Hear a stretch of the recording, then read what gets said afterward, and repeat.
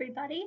It's Miss Rachel from the Morristown and Morris Township Library, and I'm back today with another chapter of The Lion, the Witch, and the Wardrobe by C.S. Lewis. And this is read with permission from HarperCollins Children's Books. So today we're going to be reading chapter 7, which is called A Day with the Beavers. While the two boys were whispering behind, both the girls suddenly cried, "Oh!" and stopped. "The robin!" cried Lucy. "The robin! It's flown away!" And so it had, right out of sight. "And now what are we to do?" said Edmund, giving Peter a look which was as much to say, "What did I tell you?" "Shh! Look!" said Susan. "What?" said Peter. "There's something moving among the trees over there to the left." They all stared as hard as they could, and no one felt very comfortable. "There it goes again," said Susan presently. "I saw it that time too," said Peter. "It's still there.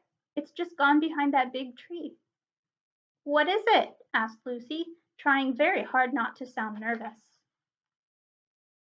"Whatever it is," said Peter, "it's dodging us. It's something that doesn't want to be seen." "Let's go home," said Susan. And then, though nobody said it loud, everyone suddenly realized the same fact that Edmund had whispered to Peter at the end of the last chapter.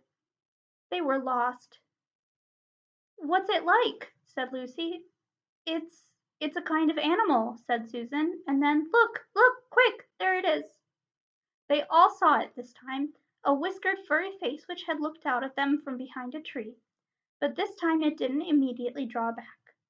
Instead, the animal put its paw against its mouth, just as humans put their finger on their lips when they are signaling to you to be quiet. Then it disappeared again. The children all stood holding their breath. Here's a picture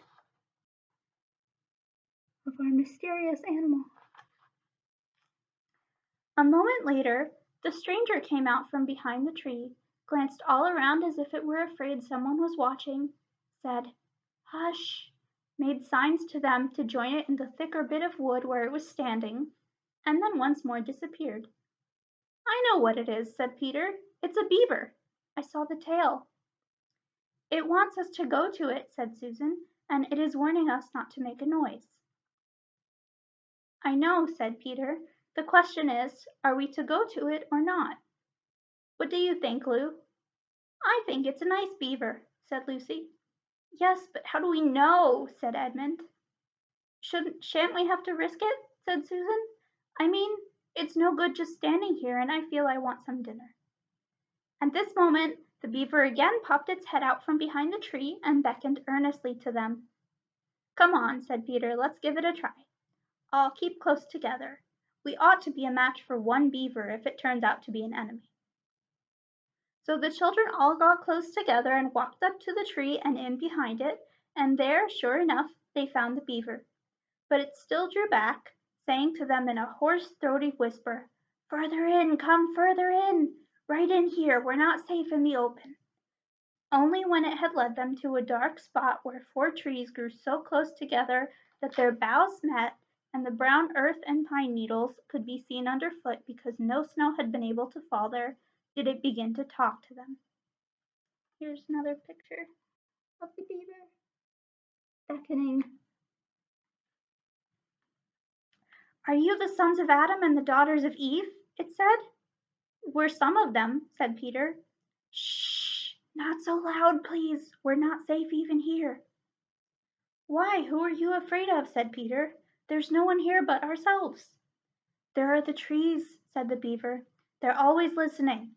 Most of them are on our side, but there are trees that would betray us to her. You know who I mean." And it nodded its head several times.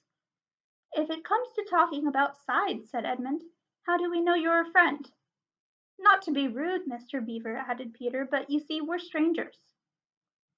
Quite right," said the beaver. "Here is my token." With these words it held up to them a little white object.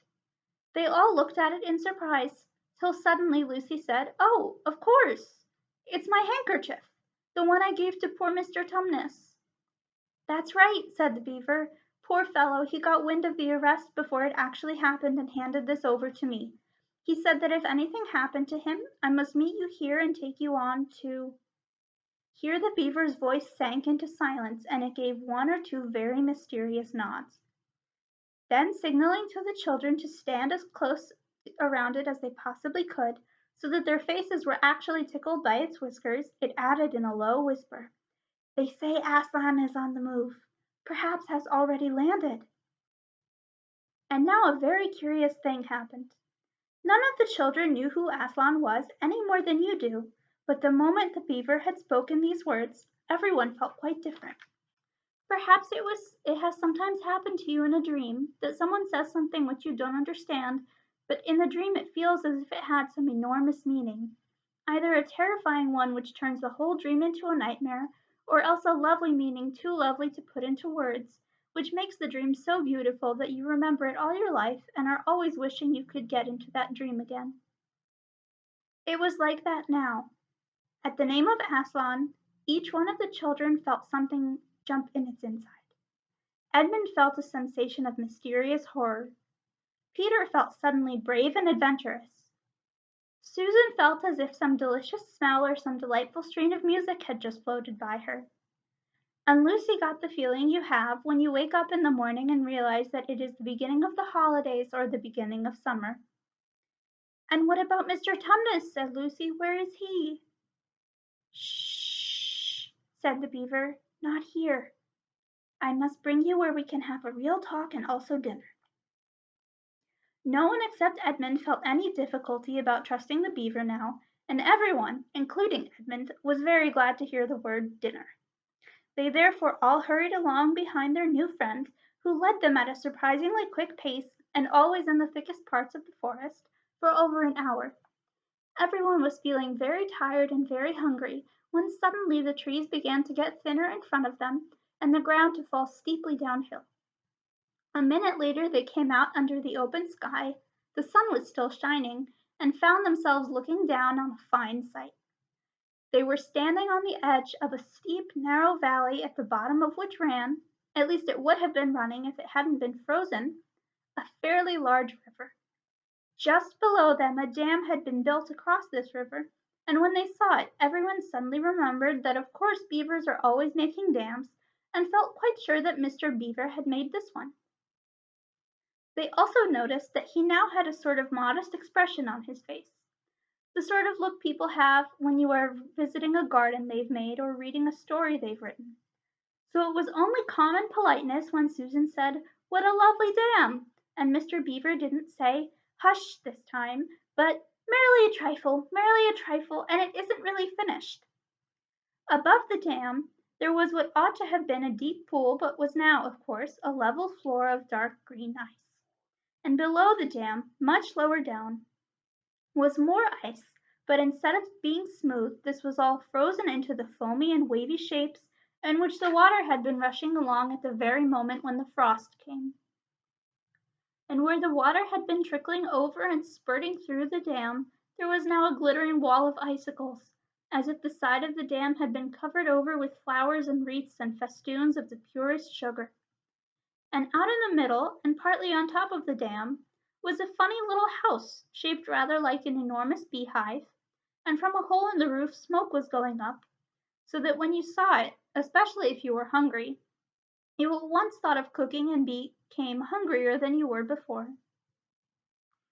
That was what the others chiefly noticed, but Edmund noticed something else. A little lower down the river there was another small river which came down another valley to join it. And looking up that valley, Edmund could see two small hills, and he was almost sure they were the two hills which the White Witch had pointed out to him when he parted from her at the lamp post that other day. And then between them, he thought, must be her palace, only a mile off or less. And he thought about Turkish delight and about being a king, and "I wonder how Peter will like that," he asked himself, and horrible ideas came into his head. "Here we are," said Mr. Beaver, "and it looks as if Mrs. Beaver is expecting us. I'll lead the way, but be careful and don't slip." The top of the dam was wide enough to walk on, though not, for humans, a very nice place to walk, because it was covered with ice, and though the frozen pool was level with it on one side, there was a nasty drop to the lower river on the other. Along this route Mr. Beaver led them in single file right out to the middle, where they could look a long way up the river and a long way down it. And when they had reached the middle, they were at the door of the house. "Here we are, Mrs. Beaver," said Mr. Beaver. "I've found them. Here are the sons and daughters of Adam and Eve." And they all went in. And here's a picture of the four Pevensies following Mr. Beaver inside.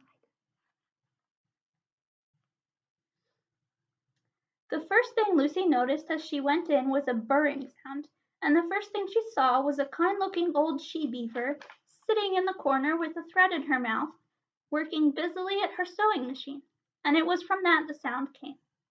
She stopped her work and got up as soon as the children came in. There's Mrs. Beaver at her sewing machine. Doesn't she look lovely? "So you've come at last," she said, holding out both her wrinkled old paws. "At last! To think that ever I should live to see this day. The potatoes are on boiling and the kettle singing, and I dare say, Mr. Beaver, you'll get us some fish." "That I will," said Mr. Beaver, and he went out of the house, Peter went with him, and across the whole of the deep pool, to where he had a little hole in the ice, which he kept open every day with his hatchet. They took a pail with them. Mr. Beaver sat down quietly at the edge of the hole. He didn't seem to mind it being so chilly, looked hard into it, then suddenly shot in his paw, and before you could say Jack Robinson had whisked out a beautiful trout. Then he did it all over again until they had a fine catch of fish. Meanwhile the girls were helping Mrs. Beaver to fill the kettle and lay the table, and cut the bread and put the plates in the oven to heat, and draw a huge jug of beer for Mr. Beaver from a barrel which stood in one corner of the house, and to put on the frying pan and get the dripping hot. Lucy thought the Beavers had a very snug little home, though it was not at all like Mr. Tumnus's cave.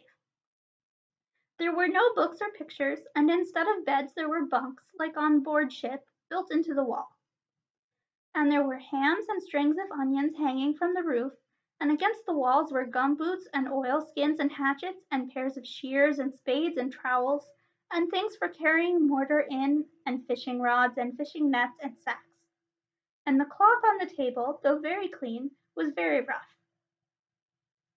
Just as the frying pan was nicely hissing, Peter and Mr. Beaver came in with the fish, which Mr. Beaver had already opened with his knife and cleaned out in the open air. You can think how good the new caught fish smelled while they were frying, and how the hungry children longed for them to be done, and how very much hungrier still they had become before Mr. Beaver said, "Now we're nearly ready." Susan drained the potatoes, and then put them all back in the empty pot to dry on the side of the range, while Lucy was helping Mr. Beaver to dish up the trout, so that in a very few minutes everyone was drawing up their stools. It was all three-legged stools in the Beavers' house, except for Mrs. Beaver's own special rocking chair by the fire, and preparing to enjoy themselves. There was a jug of creamy milk for the children, Mr. Beaver stuck to beer, and a great big lump of deep yellow butter in the middle of the table, from which everyone took so much as he wanted to go with his potatoes, and all the children thought, and I agree with them, that there's nothing to beat good freshwater fish if you eat it when it has been alive half an hour ago and has come out of the pan half a minute ago. And when they had finished the fish, Mrs. Beaver brought unexpectedly out of the oven a great and gloriously sticky marmalade roll, steaming hot, and at the same time moved the kettle onto the fire, so that when they had finished the marmalade roll, the tea was made and ready to be poured out. And when each person had got his or her cup of tea, each person shoved back his or her stool so as to be able to lean against the wall, and gave a long sigh of contentment. "And now," said Mr. Beaver, pushing away his empty beer mug and pulling his cup of tea toward him, "if you'll just wait until I've got my pipe lit up and going nicely, why, now we can get to business. It's snowing again," he added, cocking his eye at the window. "That's all the better, because it means we shan't have any visitors, and if anyone should have been trying to follow you, why, he won't find any tracks." That's the end of the chapter, and I'll leave you with this picture of the four Pevensies having dinner with the Beavers. I hope you guys enjoyed, and come back next time for chapter 8. Have a good day, everybody.